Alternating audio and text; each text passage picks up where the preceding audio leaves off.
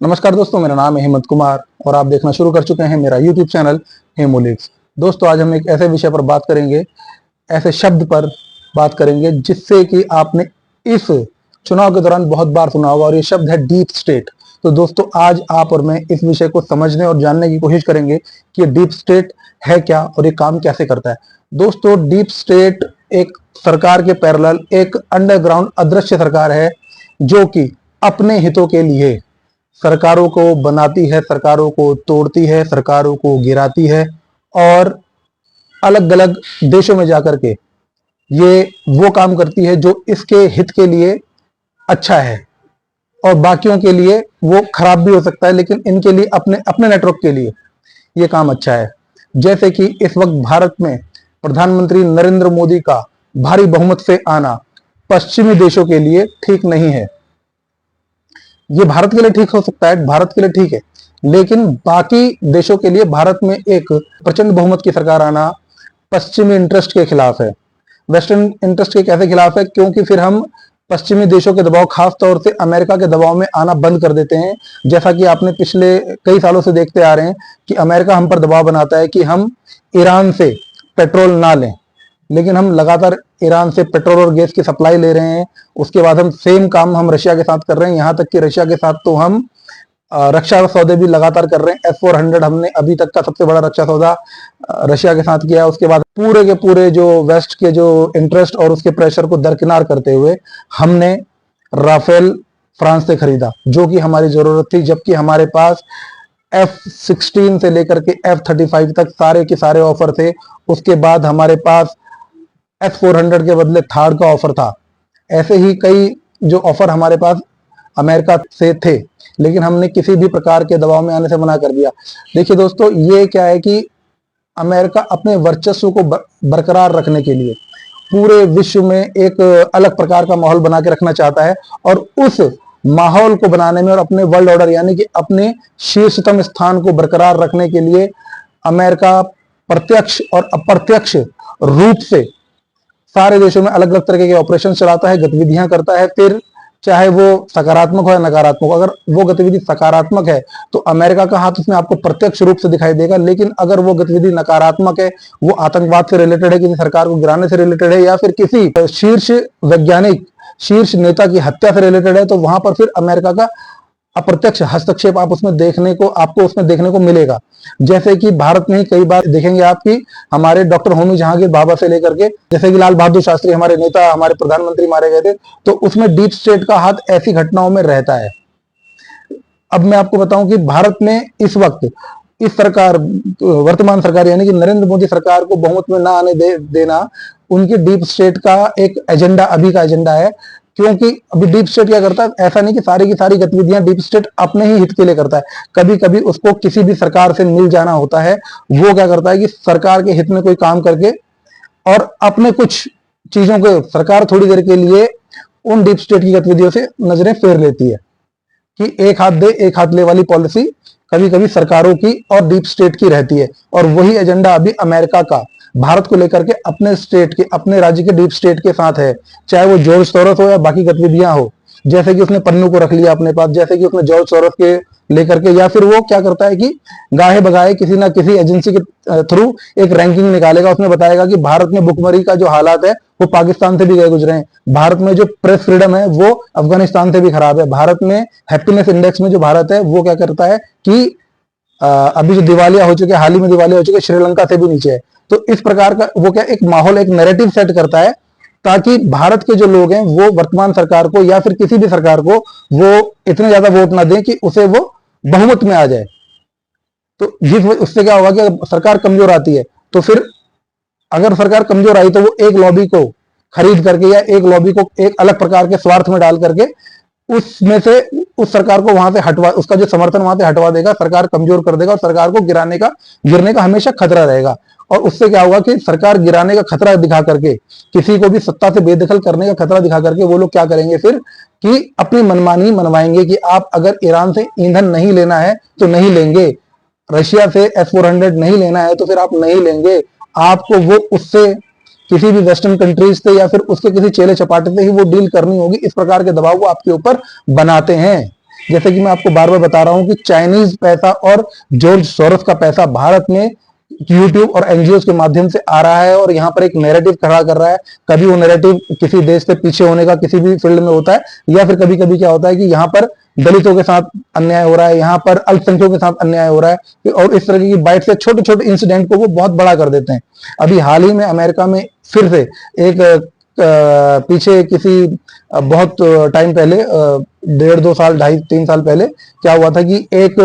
जो अश्वेत व्यक्ति के गर्दन पे पुलिस वाले ने पांव रख के उसकी गिरफ्तार करने की कोशिश की। जब उसने छूटने की कोशिश की तो उसने पूरी ताकत से घुटना से गर्दन पे रख दिया और उसकी मौत हो गई थी। ठीक वैसी ही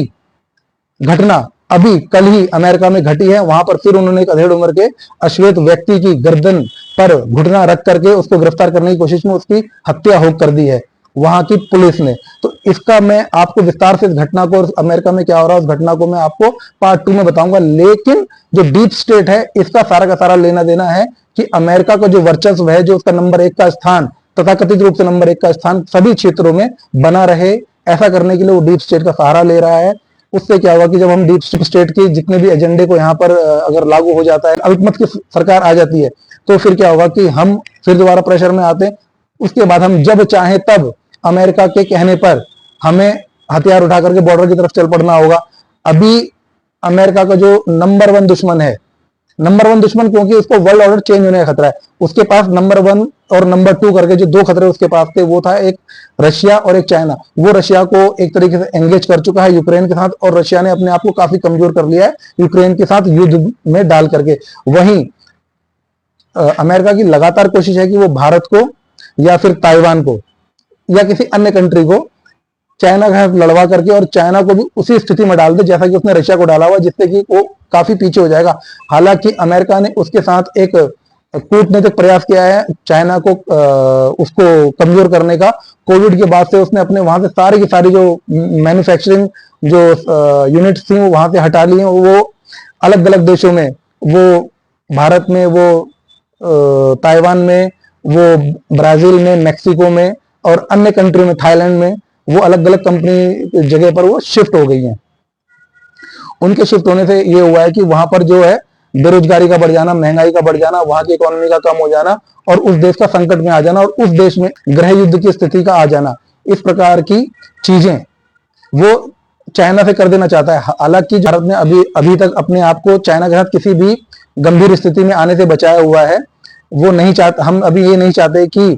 हम एक बड़ी इकोनॉमी के साथ युद्ध लड़े। ऐसा करने से हमको काफी नुकसान होगा और जो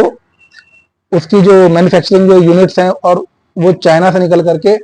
भारत में आ रही हैं, अगर यहाँ पर अशांति का माहौल हो जाता है, युद्ध का माहौल हो जाता है, तो वो यहाँ से भी चली जाएंगी। तो हमें क्या होगा, जो फायदा अभी चाइना में अशांति का या फिर चाइना में जो डर की स्थिति है उन लोगों के लिए, वो भारत के लिए फायदेमंद है, उसका हम फायदा उठा पा रहे हैं, तो वो फायदा फिर हम उठाने से वंचित हो जाते हैं। लेकिन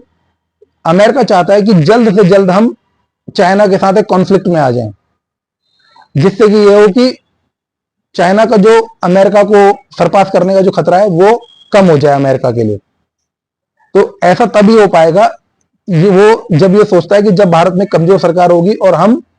उसको मूव करेंगे कि जाओ बॉर्डर की तरफ जाओ और चाइना से जो लड़ाई लड़ो। तो भारत में डीप स्टेट इस वक्त पूरी तरीके से लगा हुआ है। वो चाइनीज यूट्यूबर के थ्रू एजेंडा भी चला रहा है, वो गाये बगाए कुछ इंडेक्स लेके आ रहे हैं, इस तरीके के इंडेक्स रैंकिंग लेकर के आ रहे हैं। और वो क्या कर रहे हैं कि भारत में ऐसी जगह पर पैसा लगा रहे हैं जहां पहले से असंतोष है। वो चाहे हो सकता है कि अल्पसंख्यक समुदाय हो, या वो विपक्षी दल हो सकते हैं, या फिर वो किसी अन्य प्रकार से समाचारों के माध्यम से देश में अव्यवस्था फैलाने वाली बात हो सकती है। किसी भी रूमर को वो अभी जितने भी सोशल मीडिया प्लेटफॉर्म भारत में हैं, लगभग सभी वेस्टर्न फाउंडेशन वाले हैं, जिनका जो जड़ें हैं वो पश्चिमी देशों से आती है। ऐसे में क्या होता है कि सोशल मीडिया का एक बहुत बड़ा योगदान हो जाता है किसी भी देश में किसी प्रकार के नैरेटिव को ऊपर की तरफ लेके जाने में। अब इससे क्या है कि भारत में इस वक्त अल्पसंख्यकों को लेकर के एक अलग प्रकार का भावना है। वो इस वक्त अल्पसंख्यक अपने आप को असुरक्षित महसूस इसलिए भी कर रहा है, उसे ये लग रहा है कि कहीं नरेंद्र मोदी के आने के बाद हमें इस देश से ना निकाल दिया जाए, और ये नैरेटिव जो है सोशल मीडिया पे पूरी तरीके से चल रहा है। लेकिन इस नैरेटिव की बात करता हूं, जैसे कि अभी राजस्थान में प्रधानमंत्री नरेंद्र मोदी ने कहा कि कांग्रेस आपका सोना, आपकी संपत्ति ले लेगी, और ये जो सोच है ये अर्बन नक्सल की सोच है। लेकिन पाकिस्तान के एक वरिष्ठ पत्रकार हामिद मीर ने अर्बन नक्सल को अरब नस्ल बता करके उसको अरब कंट्रीज में प्रसारित किया और कहा कि जब नरेंद्र मोदी आते हैं रेड कारपेट बिछाते हैं, उनके गले में माला डालते हैं, उनसे उनके बाहों में बाहें डालकर मिलते हैं, लेकिन नरेंद्र मोदी आपके लिए मुसलमानों के लिए इतनी नफरत रखता है कि उसने कहा कि अरब नस्ल की सोच भारत में महिलाओं से उनका मंगलसूत्र तक छीन लेगी। इस प्रकार के नैरेटिव सोशल मीडिया के माध्यम से किसी भी देश में किसी भी सरकार को संकट में डालने के लिए काफी होते हैं। तो दोस्तों, आप डीप स्टेट का मतलब थोड़ा बहुत मुझे लगता है हम समझ रहे हैं कि deep state like a government, parallel government जो कि माफिया के थ्रू चलती है। जैसे कि आप अभी अखबारों में खबर आ रही है कि भारत के एजेंसीज ने क्या किया है कि विदेशों में कुछ एनकाउंटर किए हैं, कुछ पाकिस्तान में किए, कुछ कनाडा में किए और एक दो ट्राई हमने, ऐसा कहा जा रहा है समाचारों में, इसका कोई कंफर्मेशन नहीं है कि हमने अमेरिका में भी ऐसा कुछ ट्राई किया है। लेकिन ये हमने ट्राई कैसे किया? उनका कहना है कि भारत में अपने डीप स्टेट का इस्तेमाल किया। अपने डीप स्टेट का मतलब यानी कि जो हमारी सुरक्षा एजेंसीज हैं जो कि अंतर्राष्ट्रीय मामले देखती हैं, रॉ, उन्होंने क्या किया है कि भारत के कुछ ऐसे माफियाओं को या फिर ऐसे जो अपराधी प्रवृत्ति के या डॉन टाइप के लोगों से वो मिली और उनको कोई केस माफ कराने के बहाने या किसी तरीके से अपने साथ मिलाया और कहा, उनको एक लिस्ट दे दी कि ये लिस्ट है, इसमें 10 आदमी, इनको हटा दो रास्ते से और आपके केस जो इंडिया में कम हो जाएंगे, खत्म हो जाएंगे। इसी प्रकार से इस तरह के जो मामले अभी वो सामने आ रहे हैं। हालांकि इसका कोई प्रत्यक्ष सबूत नहीं है, लेकिन अंतरराष्ट्रीय खबरों का कॉन्स्पिरेसी थ्योरीज इन्हें कहा जाता है। कॉन्स्पिरेसी थ्योरीज की अगर माने जाए तो वो ये है कि भारत ने अपनी डीप स्टेट को लगा करके, और देखिए डीप स्टेट क्या करता है कि जिस देश का डीप स्टेट है वो कभी कभी उसके खिलाफ तो कभी कभी उसके साथ भी काम करता है। इस स्थिति में भारत के डीप स्टेट ने भारत के साथ काम किया है। जैसे कि पाकिस्तान का जो डीप स्टेट है वो अक्सर पाकिस्तान के साथ काम करता हुआ दिखता है, लेकिन वो पाकिस्तान के हित के खिलाफ चला जाता है। जैसे कि तालिबान वाला, टीटीपी वाला या फिर अन्य जो दहशतगर्द वाले जो उनके यहाँ पर ग्रुप हैं, वो क्या करते हैं, दिखते हैं लश्कर तौयबा अगल और वगैरह, जैसे वहां पर जैश मोहम्मद जैसे संगठन है वो पाकिस्तान के साथ हैं और पाकिस्तान के साथ चल मिल करके वो भारत के कश्मीर या अन्य स्थानों पर बॉम्ब ब्लास्ट वगैरह करते हैं। लेकिन पकड़े जाने पर और या फिर किसी भी दबाव में जब वो उनके नेताओं को जेल में डालता है तो वही संगठन उसके खिलाफ खड़े हो जाते हैं और उसी देश में अफरा तफरी का माहौल मचा देते हैं। ऐसा हम देख सकते हैं पाकिस्तान वाले केस में। अन्य देशों में भी ऐसा ही होता है, लेकिन जो देश जितना बड़ा होता है उसका डीप स्टेट का जो तंत्र होता है वो उतना बड़ा होता है, उतना प्रभावशाली होता है और वो उसी प्रकार से काम करता है। तो अमेरिकन डीप स्टेट इस वक्त भारत में भारत की सरकार को लगातार कमजोर करने में लगा हुआ है। उसे लगता है आना तो उसको भी यही लगता है कि आना तो नरेंद्र मोदी ही चाहिए, क्योंकि नरेंद्र मोदी जिस प्रकार से ताकतवर है या जिस प्रकार से उसकी दृढ़ निश्चय विल पावर जिस है नरेंद्र मोदी की, वो चाइना से लड़ने में बहुत कामगार हो सकती है। लेकिन एक बहुमत की सरकार आने पर हम पश्चिमी देशों की भी नहीं सुनेंगे। इसलिए नरेंद्र मोदी आए, कम पावर के साथ आए, ताकि हम नरेंद्र मोदी की गर्दन पे अंगूठा रख करके अपने काम निकलवा सके और अपने दुश्मन से नरेंद्र मोदी और भारत को लड़वा सकें। तो ये पश्चिमी देशों और उसके डीप स्टेट का एजेंडा भारत के खिलाफ है। मुझे लगता है कि आज हमने थोड़ी सी सफल प्रयास इसमें किया है भारत में डीप स्टेट को समझने का। धन्यवाद, नमस्कार।